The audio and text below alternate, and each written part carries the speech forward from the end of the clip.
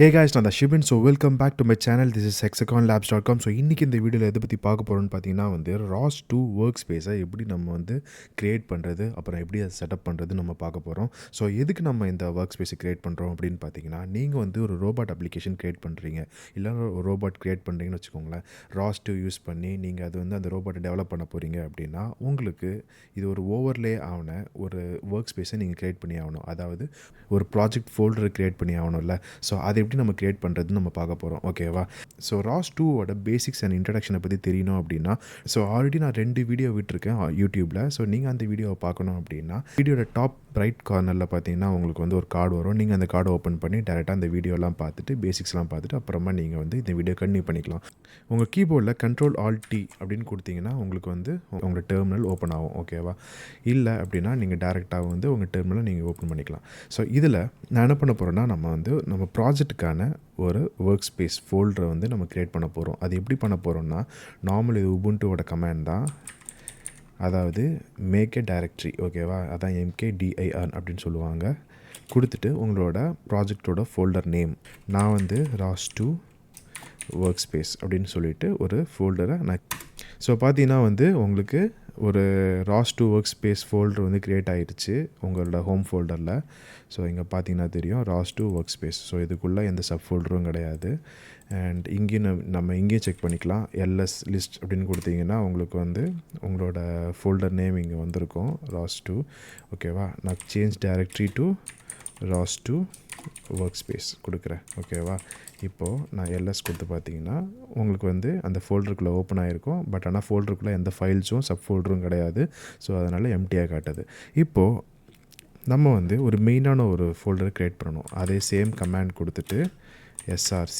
So LS பண்ணி பார்த்தீங்கன்னா தெரியும் உங்களுக்கு இந்த SRC அப்படின்னு சொல்லிட்டு ஒரு ஃபோல்டர் க்ரியேட் ஆகிருச்சு. இந்த SRCன்னு சொல்கிறது தான் நம்ம சோர்ஸ் அப்படின்னு சொல்லுவோம், சோர்ஸ் ஃபோல்டர்னு சொல்லுவோம். இது எதுக்குன்னு பார்த்தீங்கன்னா, உங்களோட ப்ரோக்ராமோட சோர்ஸ் கோட்ஸ்லாம் இருக்குது பார்த்தீங்களா, உங்களோட கண்ட்ரோல் கோட்ஸ், உங்களோட விஷன் கோட்ஸ், இது எல்லாமே பார்த்தீங்கன்னா உங்களுக்கு இந்த SRC ஃபோல்டருக்குள்ளே தான் நம்ம ஃபைலை க்ரியேட் பண்ணி சேவ் பண்ணுவோம். ஸோ அதனால் நம்மளுக்கு மெயினான ஒரு சப் ஃபோல்டர் தான் SRC. ஓகேவா? இப்போது நம்ம இந்த ஃபோல்டர் க்ரியேட் பண்ணியாச்சு. இப்போது நம்ம இந்த பேக்கேஜை பில்ட் பண்ண போகிறோம். ஸோ அதுக்கு நம்ம யூஸ் பண்ணுற கமாண்ட் பார்த்திங்கன்னா கால் build கொடுத்து நான் என்டர் பண்ணுறேன். இப்போது நம்மளுக்கு நம்மளோட பேக்கேஜ் சக்ஸஸ்ஃபுல்லி பில்ட் ஆகிருச்சு. அண்ட் அதே மாதிரி 0 பேக்கேஜஸ் ஃபினிஷ்ட் அப்படின்னு வருது. இப்படி ஏன் வருதுன்னு பார்த்தீங்கன்னா, நம்மளுக்கு நம்ம SRC ஃபோல்டருக்குள்ளே எந்த சோர்ஸ் கோடும் கிடையாது.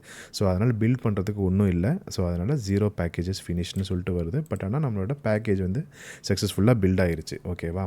இப்போது நான் எல்எஸ் பண்ணி பார்க்கும்போது, லிஸ்ட் பண்ணி பார்க்கும்போது உங்களுக்கு தெரியும். ஸோ நான் இந்த கமாண்ட் ரன் பண்ணும்போது எனக்கு இந்த பில்ட் ஃபோல்டரு, அதுக்கப்புறமா இன்ஸ்டால்னு ஒரு ஃபோல்டர், அதுக்கப்புறம் லாக்னு ஒரு ஃபோல்டர், அண்ட் இது நம்ம க்ரியேட் பண்ணால் ஆல்ரெடி SRC ஃபோல்டர். ஓகேவா? ஸோ இந்த ஃபோல்டருக்குள்ளே நம்மளுக்கு சில ஃபைல்ஸ்லாம் வந்திருக்கும். பார்த்தீங்கன்னா நான் சேஞ்ச் டைரக்டரி டு பில்ட் அப்படின்னு சொல்லிட்டு கொடுக்குறேன். ஸோ இந்த ஃபோல்டர் நான் ஓப்பன் பண்ணுறேன். ஓகேவா? இப்போ நான் என்டர் பண்ணும்போது ஆல்ரெடி நம்மளுக்கு அந்த ஃபோல்டருக்குள்ளே போயிடுச்சு. ஸோ நான் லிஸ்ட் பண்ணி பார்க்குறேன், எனக்கு ஒரு ஃபைல் க்ரியேட் ஆகிருக்கு.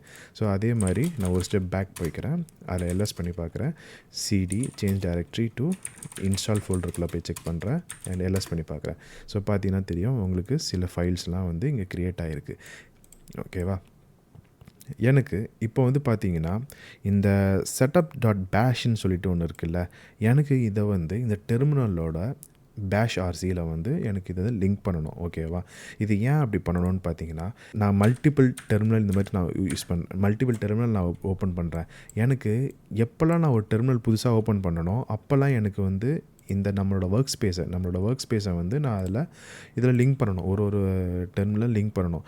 பட் ஆனால் எல்லா டைமும் நான் அது லிங்க் பண்ணியே ஆகணுமா அப்படின்னு கேட்டிங்கன்னா, அப்படி பண்ணணும்னு அவசியம் கிடையாது. நீங்கள் இதோட பேஷ் RC, நம்மளோட டெர்மினலோட பேஷ் RCயில் சோர்ஸ் பண்ணிட்டீங்க அப்படின்னா, நீங்கள் எவ்வளோ நியூ டெர்மினல் ஓப்பன் பண்ணாலும் சரி, உங்களுக்கு ஆட்டோமேட்டிக்காக உங்களோட ஒர்க் ஸ்பேஸ் அது கூட லிங்க் ஆகிடும். ஓகேவா? ஸோ அதை நம்ம எப்படி பண்ணுறது நம்ம பார்க்க போகிறோம். ஓகேவா?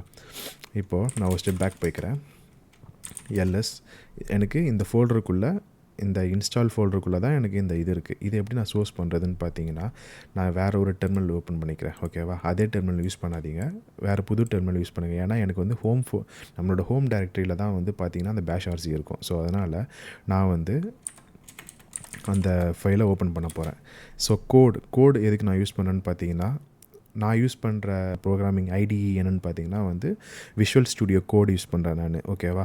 ஸோ அதை நான் யூஸ் பண்ணுறதுனால எனக்கு டெர்மினல் மூலியமாக ரன் பண்ணுற கமாண்ட் பார்த்தீங்கன்னா அது வந்து கோட் அப்படின்னு கொடுத்துருக்காங்க. ஓகேவா? உங்களுக்கு எப்படி விஷுவல் ஸ்டுடியோ இன்ஸ்டால் பண்ணணும்னு பார்த்தீங்கன்னா யூடியூப்பில் நிறைய வீடியோஸ் இருக்குது எப்படி விஷுவல் ஸ்டுடியோ கோட் இன்ஸ்டால் பண்ணுறதுன்னு சொல்லிட்டு நீங்கள் அதை பார்க்கலாம். ஓகேவா? இப்போ நான் கோட்னு கொடுத்துட்டு டாட் பேஷ் ஆர்சி அப்படின்னு சொல்லிட்டு என்ட்ரு பண்ணுறேன். எனக்கு இப்போ என்னோடய பேஷ் ஆர்சியில் இருக்க கோட்ஸ் எல்லாமே வந்து ஸோ இது என்னென்னு பார்த்தீங்கன்னா வந்து உங்கள் டெர்மினல் யூஸ் உங்கள் டெர்மினல் ஓப்பன் ஆகும்போது இனிஷியலைஸ் ஆகிற சில திங்ஸ் இதெல்லாம் வந்து. ஓகேவா? ஸோ அதில் லாஸ்ட்டில் பார்த்தீங்கன்னா வந்து தெரியும் சோர்ஸ் அப்படின்னு சொல்லிட்டு ஆல்ரெடி நம்ம ராஸ் இன்ஸ்டால் பண்ணியிருந்தோம்ல, ரோபோட் ஆப்ரேட்டிங் சிஸ்டம் இன்ஸ்டால் பண்ணும்போது நம்ம அது ஸ்டார்டிங்கில் இந்த மாதிரி நம்ம சோர்ஸ் பண்ணியிருந்தோம். நம்மளோட ப்ராஜெக்ட் ஃபோல்டரை வந்து பார்த்திங்கன்னா வந்து நம்மளோட டெர்மினலில் வந்து சோர்ஸ் பண்ணணும். இது எப்படி நம்ம பண்ணுறது? நான் என்ன பண்ணுறேன்னா சிடி கொடுத்துட்டு வெளியே வந்துடுறேன். ஓகேவா? சோர்ஸ் டைட்டில் ஸ்லாஷ் ROS2 இதான் என்னோட ROS2 Workspace. ஓகேவா? ஸ்லாஷ் இன்ஸ்டால் இந்த இன்ஸ்டால் ஃபோல்டருக்குள்ளே எனக்கு வந்து இந்த செட்டப் டாட் பேஷ்னு இருக்குது. ஓகேவா? செட்டப் டாட் பேஷ் இந்த சோர்ஸ் இருக்குல்ல, இதை நம்ம என்ன பண்ணுறோன்னா அப்படியே வந்து காப்பி பண்ணிக்கோங்க. காப்பி பண்ணிவிட்டு நீங்கள் வந்துட்டு இதை ஓப்பன் பண்ணிக்கோங்க. இதை ஓப்பன் பண்ணிவிட்டு நம்ம லாஸ்ட்டில் இது இருக்குல்ல, இதுக்கப்புறம் என்ட்ரு கொடுத்துட்டு இதை வந்து நம்ம சோர்ஸ் பண்ணிக்கலாம். நம்மளோட ஒர்க் ஸ்பேஸை வந்து நம்ம சோர்ஸ் பண்ணிக்கிட்டு சேவ் கொடுத்துருங்க. கண்ட்ரோல் எஸ் கொடுத்தா சேவ் ஆகிடும். அப்புறமா பேக் வந்துடுங்க. சரியா? இதை நான் க்ளோஸ் பண்ணிடுறேன்.